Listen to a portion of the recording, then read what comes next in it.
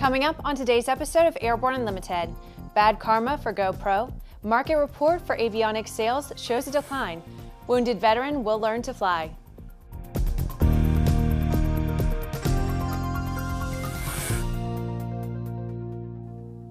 I'm Bree Cross. It's November 11th, 2016, and this is Airborne Unlimited. The debut of the GoPro Karma drone last month was received with excitement by those looking forward to the long-promised small UAS, and it brought hopes to the company to provide some economic benefit to their bottom line.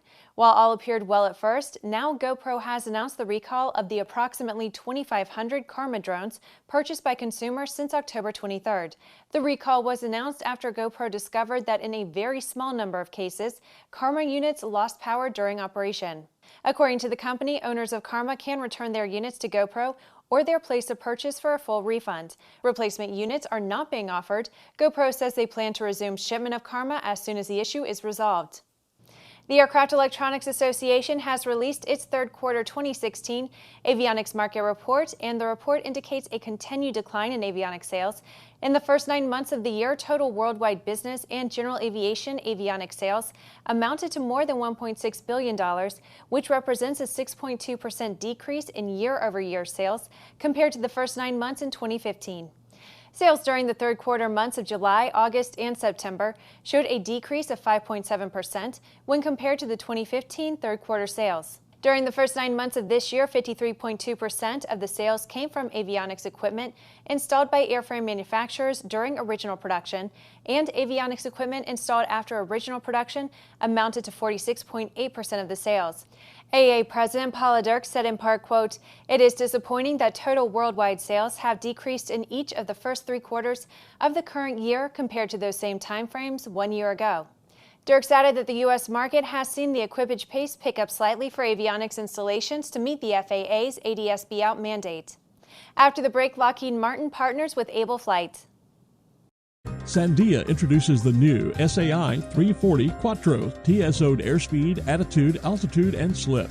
With integral backup battery, safety never looked so good. See it now at www.sandia.aero. Explore no limits flying in the FAA-certified Sea Ray Amphibious LSA, one of the top 3 best-selling LSAs in the U.S. Progressive Aerodyne Sea Ray comes equipped with a Rotax engine and exhibits extraordinary handling on land, water, and in the air. Check it out at www.searay.com. Redbird is quickly becoming the industry standard for flight training. Since Redbird introduced its revolutionary FMX in 2007, colleges, universities, and flight training operations around the world have integrated Redbird products into their curriculum. It's time to discover what Redbird can do for you. Join the migration. Based on the popular Sling 2 LSA, the Sling 4 was designed to be the most practical and desirable lightweight 4-place experimental aircraft on the market. Find out more about this 115 horsepower turbocharged airplane at airplanefactory.com.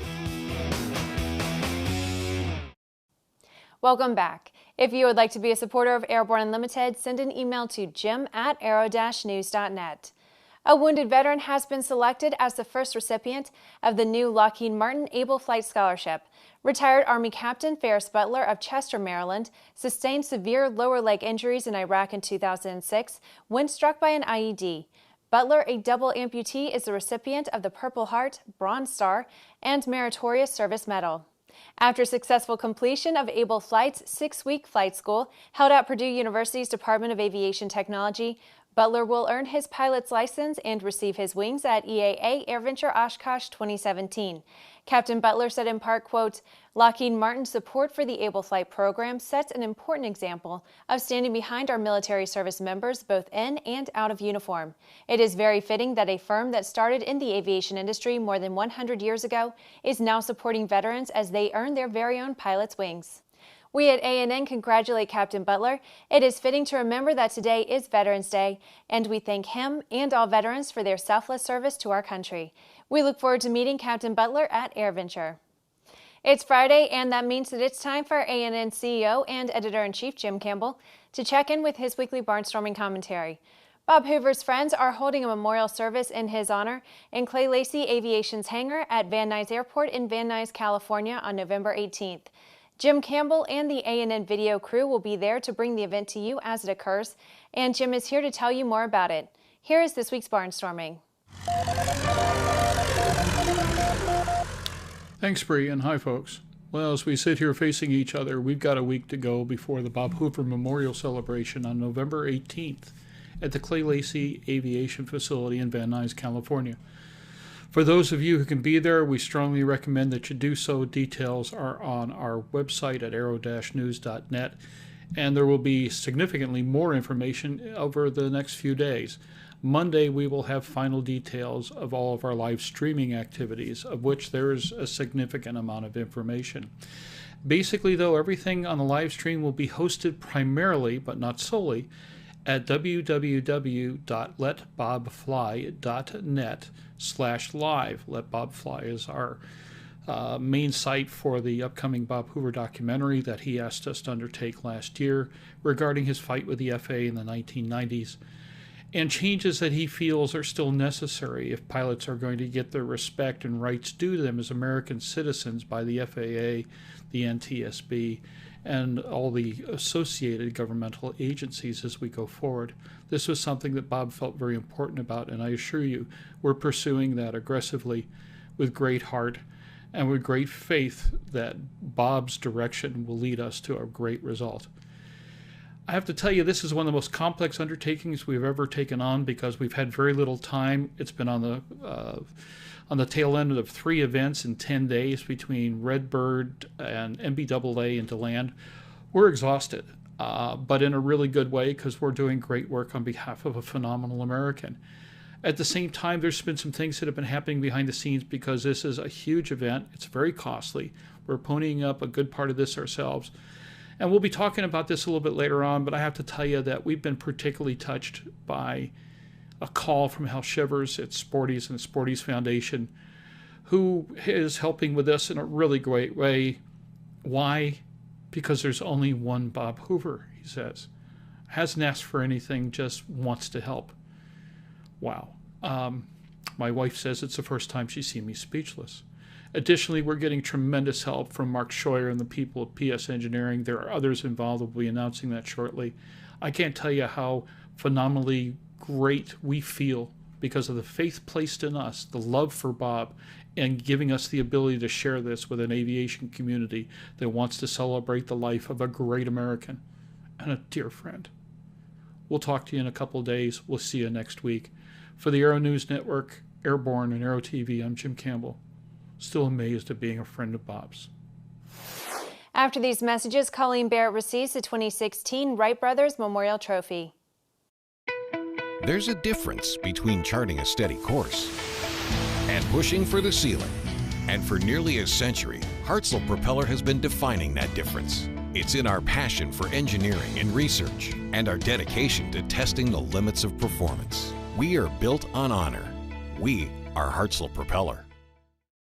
The dream is real, a truly affordable personal jet aircraft. The Subsonics Personal Jet Kit is priced at only $42,000. Kit plus engine is still under $100K. Add instruments, upholstery, and paint and you're flying. It's time to put your money where your bucket list is. Learn more at sonicsaircraft.com. Concorde's recombinant gas RG series sealed battery technology produces a high-performance battery with the advantages of being pre-tested and fully charged at the factory. Find out more about Concorde's entire line of batteries at www.concordebattery.com.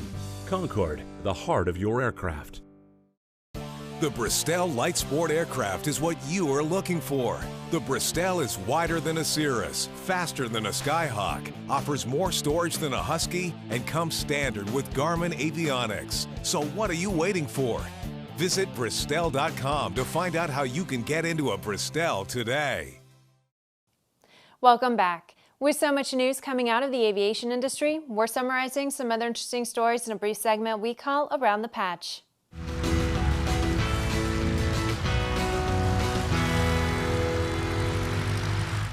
The National Aeronautic Association announced that Colleen Barrett, President Emeritus of Southwest Airlines, is the recipient of the 2016 Wright Brothers Memorial Trophy. Known as the Queen of Hearts, she remains the only woman to serve as president of a major U.S. airline. The 416th Flight Test Squadron at Edwards Air Force Base performs weapons testing for other countries. A team of U.S. Air Force engineers and pilots are working with the Norwegian government in testing the Joint Strike Missile on the F-35 fighter. CAE and Ryanair celebrate the success of CAE's initial type-rated training program for the European airline. They have trained 2,000 Ryanair cadet at CAE's training center in Amsterdam to support the needs of the airline for more pilots in Europe. The FAA has denied permission for the extension of a road adjacent to the Newport News Williamsburg International Airport in Virginia. The FAA said they had serious concerns about the proposed runway negatively impacting the runway's protection zone. An airworthiness directive has been issued for all Diamond aircraft model DA-40NG airplanes. A concern exists for a possible engine failure caused by a manufacturing quality deficiency and a batch of V-clamps that could cause the V-clamp to crack and fail. Well, that's the trip around the patch. Now let's move on to the rest of the news.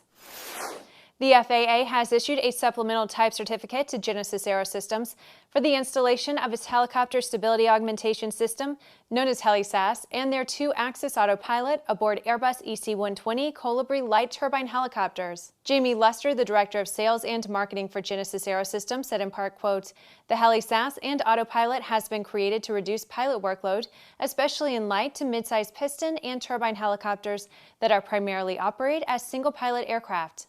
The HeliSAS autopilot and stability augmentation system for the EC-120 is engaged throughout all phases of flight, from startup to shutdown. It provides automatic recovery to near-level flight attitudes at all airspeeds and has complete 2-axis autopilot functionality.